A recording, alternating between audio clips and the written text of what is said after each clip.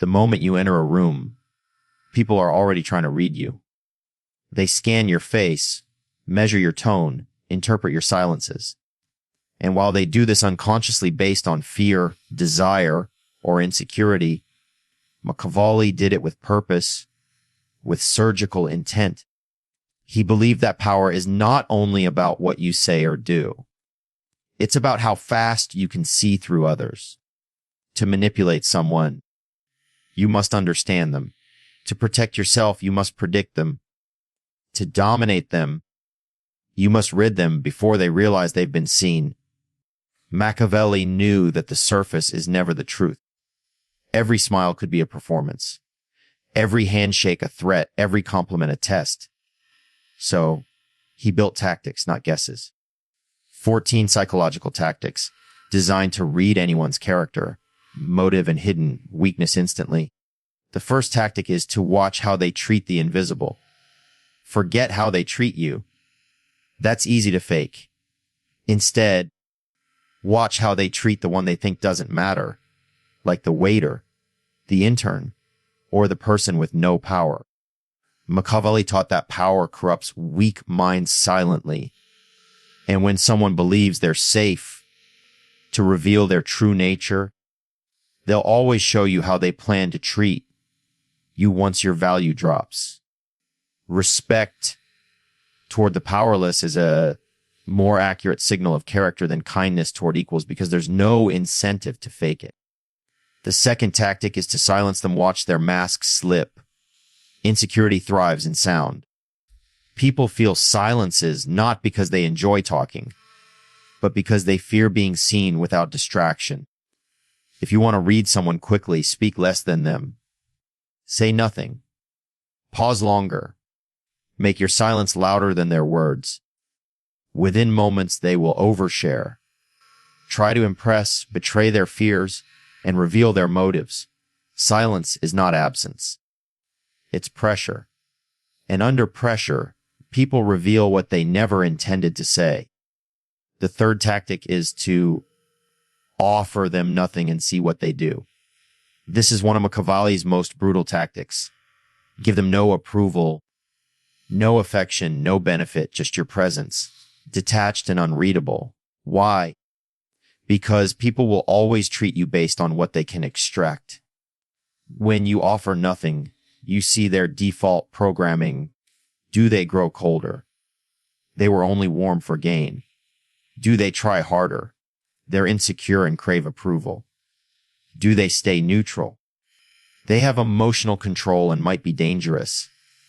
The less you give, the more they reveal. The fourth tactic is to interrupt their control pattern. Some people speak in polished scripts. They've rehearsed charm, vulnerability, even honesty to manage how others see them. Machiavelli knew this kind of person is the hardest to read unless you break the script. How? Ask a question they don't expect. Interrupt their joke with silence. Respond to flattery with suspicion. Change the subject when they're building momentum. When their performance is interrupted, they stumble. And in that stumble, you see who they really are. The fifth tactic is to test their loyalty with small losses. Don't wait for a betrayal to learn someone's loyalty. Engineer the test.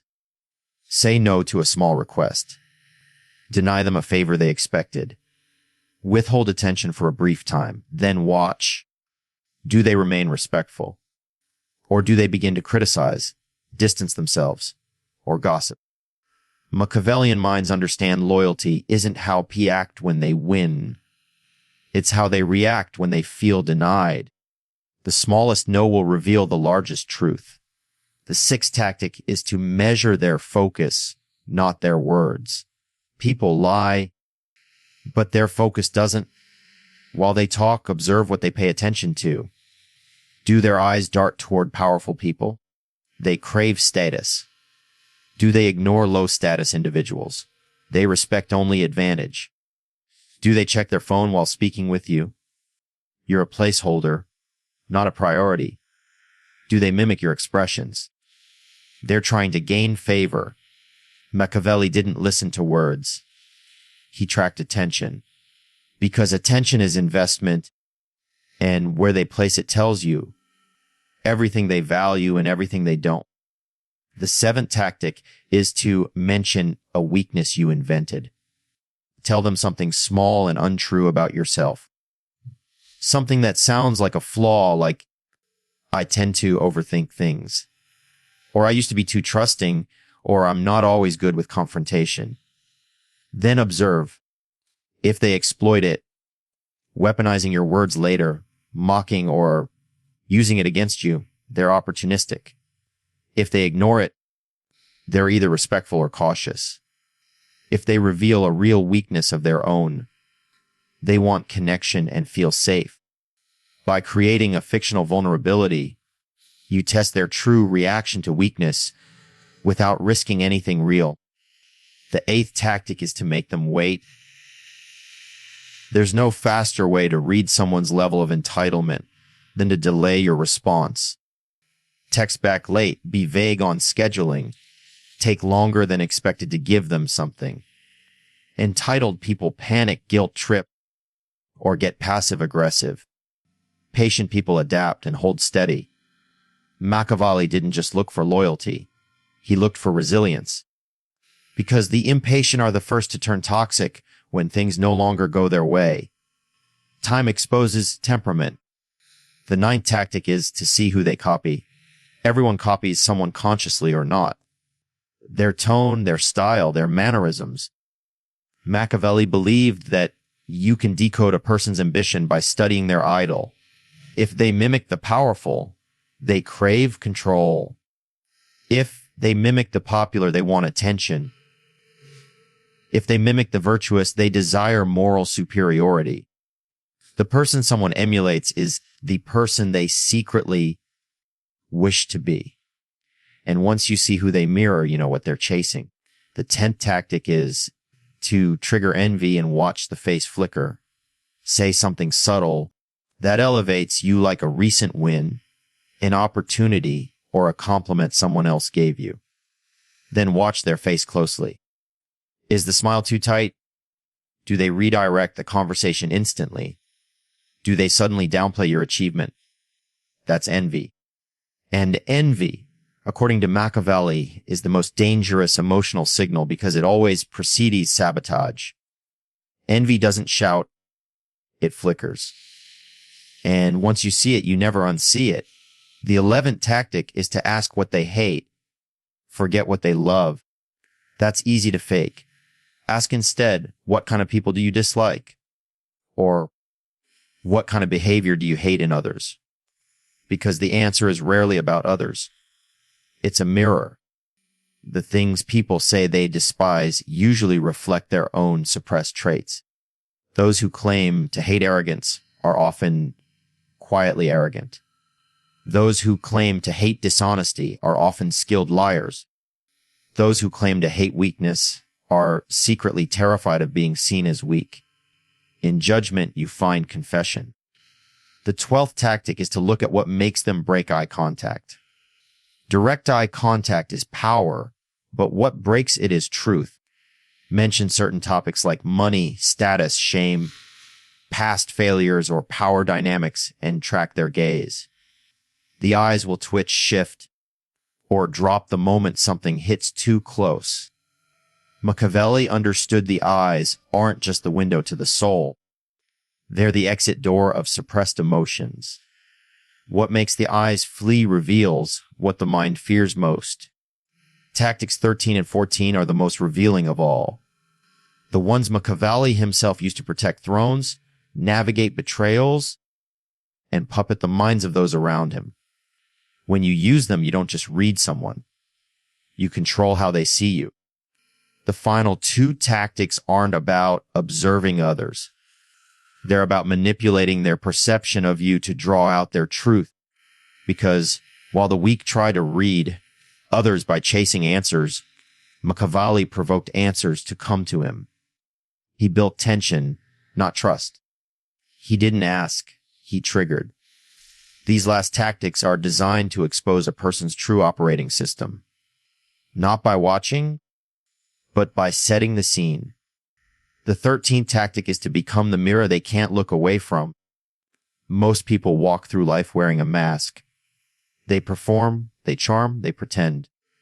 But Machiavelli discovered that when you mirror a person's tone, posture, or language back at them slowly, subtly, without overdoing it, you trigger something deep, unconscious self-recognition.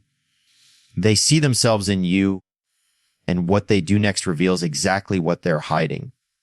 For instance, mirror their casual tone. Do they get more intense as if trying to dominate you? Mirror their confidence. Do they pull back unsure how to handle it? Mirror their insecurity. Do they become superior, even mocking? By acting as their reflection, you create psychological friction. Most will not notice, but their instincts will respond. And that response tells you whether they're authentic, defensive, or manipulative. The more someone shifts when they see their own energy returned, the more they were performing in the first place. The 14th tactic is to disarm them with respect before you strike with observation.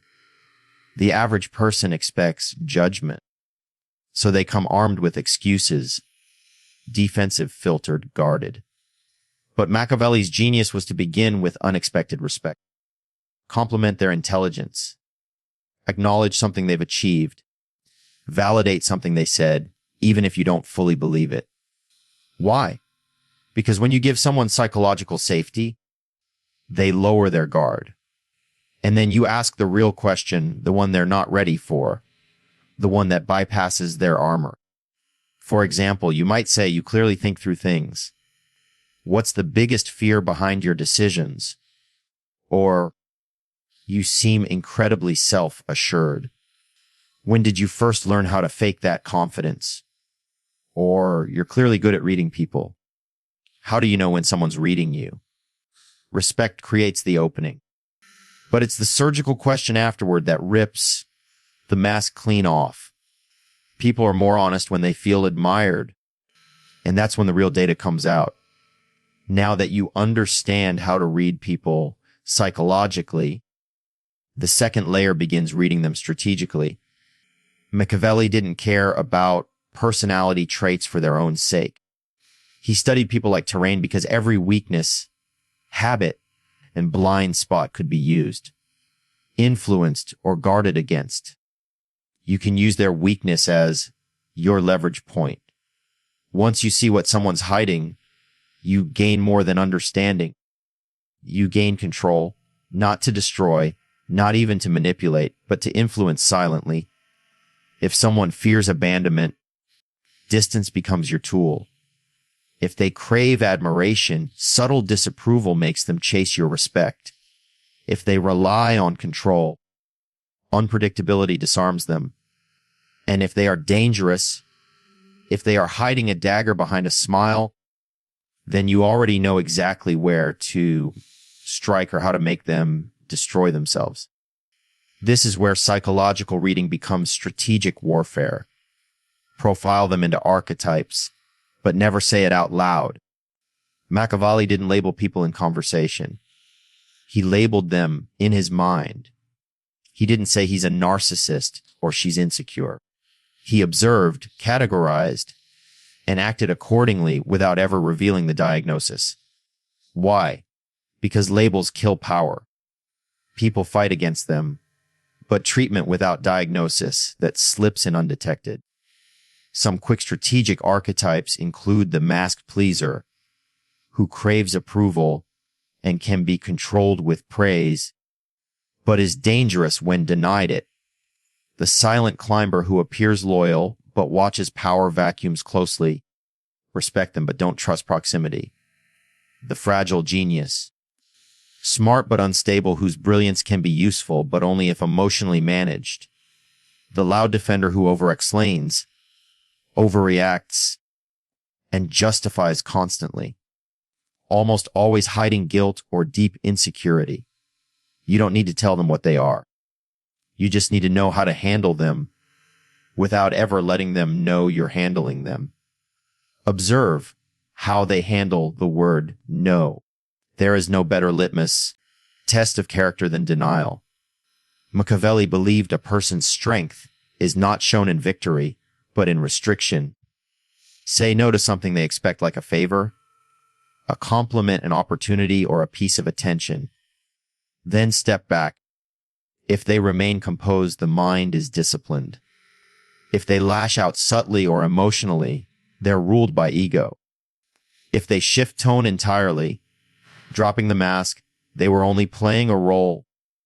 The rejection of their will shows their true emotional baseline. Detect who they want to impress. A key Machiavellian truth. People never speak just for expression. They speak to position themselves. Every word spoken in front of you is part of a strategy, even if unconscious. So ask, who are they performing for right now? You, they seek your validation. A group, they're claiming dominance. Someone not present. They're revealing a hidden target. Watch their eyes.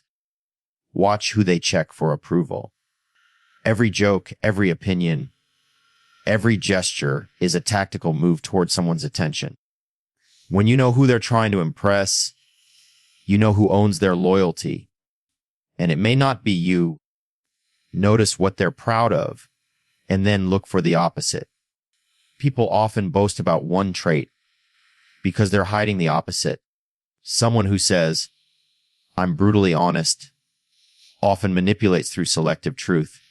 Someone who claims, "I'm low drama," is often a magnet for chaos. And someone who asserts, "I always put others first," is frequently secretly resentful or controlling. Machiavelli believed excessive emphasis on any one virtue was a signal, because real strength doesn't scream. It just is. When someone is loud about one value, investigate the shadow behind it. It's usually far more truthful. These aren't guesses. They're tools to sharpen your advantage. You're no longer seeing people as confusing variables. You're seeing them as code, patterns, programs, responses. But there's one more dimension. Because once you can read them, you must choose how to play them. Do you give them what they want? Do you feed the mask? Do you test or destroy or elevate?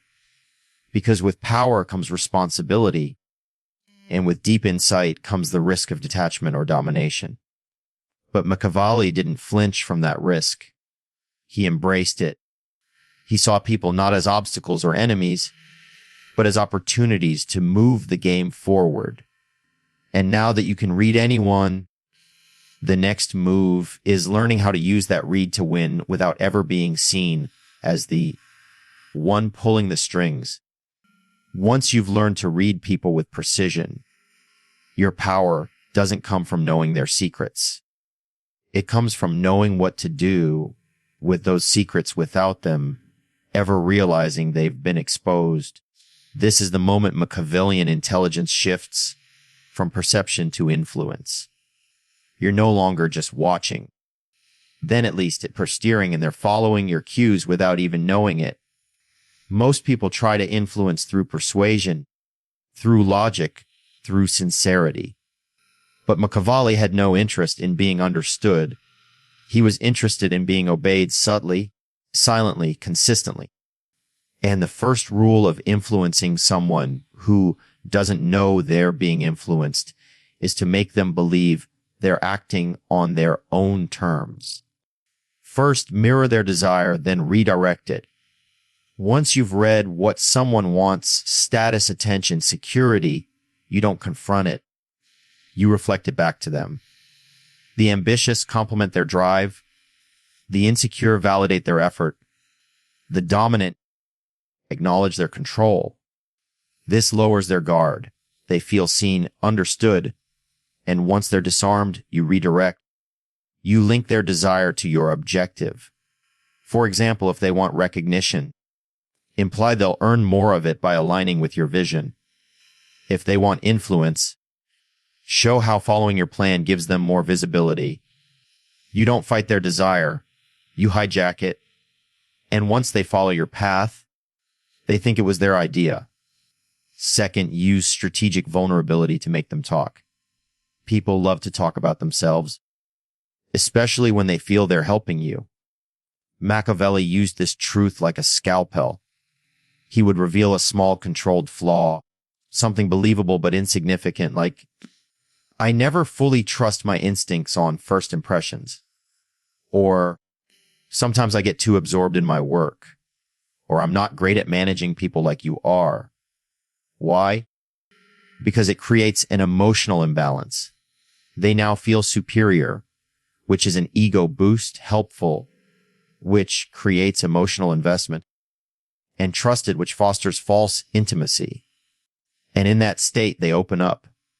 They begin revealing what they normally hide, not because you pressured them, but because they feel safe and above you. The mind that feels safe talks freely. The mind that feels superior talks truthfully. You've now unlocked both. Third, reveal half of a secret to create false equality. People trust most when they believe trust is being reciprocated. So, Machiavelli would offer a partial truth or a controlled confession, enough to seem raw, but never dangerous. Like, I had to learn the hard way not to rely on people I thought I could trust. Or I was underestimated a lot in the beginning until I stopped being nice. This creates a false mirror. They think you're just like them. And in their relief, they lower their defenses. Then they reveal a real vulnerability. This is the exchange Machiavelli mastered. You give them a puzzle piece. They give you the whole map. Fourth, let them define themselves and use their definition. One of the most potent manipulations is never to define someone. Let them define themselves. For instance, they might say, I'm the type who values loyalty above all. Or, I hate when people waste time. Or, I don't let emotions control me. Now, you have their self-identity, which means you know what they're trying to protect and how to frame requests, ideas, or objections so they align with their own script. If you ever need them to do something against their instincts, you just tie it to their stated values. For example, you're the kind of person who values loyalty. I trust you'll handle this. Or, I know you don't tolerate inefficiency. Here's the shortcut we need. You're not persuading. You're reaffirming their identity while steering it in your favor.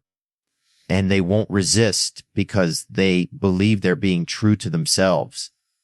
Fifth, create a reputation they must uphold. People fear loss more than they crave gain. So give them something to protect. Machiavelli would craft reputations for people before they'd earned them. You might say you're known for keeping your word, or people respect you because you don't get involved in petty politics, or you're always the one who keeps things balanced. Now they're on record and the pressure is on. If they act against the identity you've publicly given them, they feel the risk of looking fake, inconsistent, or weak. So they stay in character. They uphold your definition because you've turned it into a social contract.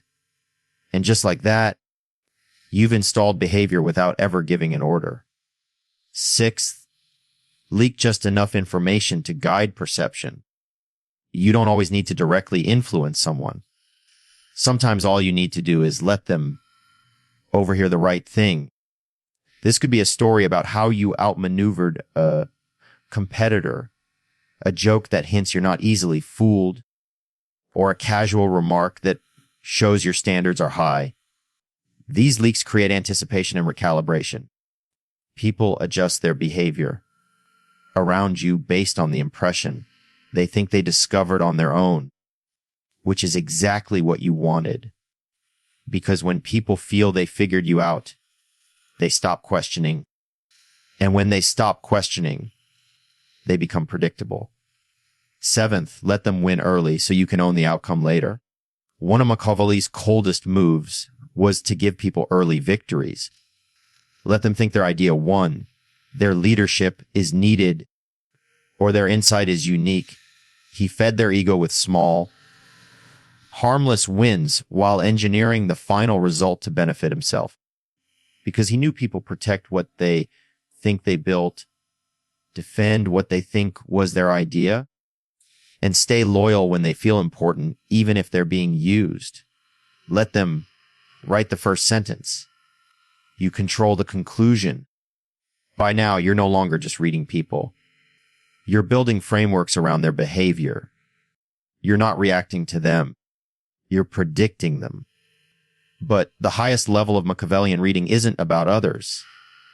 It's about what your ability to read others reveals about you. There is a shadow in every high perception mind, because when you see through everyone, you risk believing you're above them all. You begin to move without empathy. You begin to control for sport. And this is where the dangerous mind must make its final transformation, not just into one who can read influence or outplay, but one who knows exactly when to stop the game and when to disappear while still winning. At the highest level of Machiavellian insight, the game no longer feels like a game. It becomes instinct. You no longer think, how do I read this person? You simply do. You walk into a room and the information flows about who's insecure, who's performing, who's quietly powerful, and who's watching you as closely as you're watching them.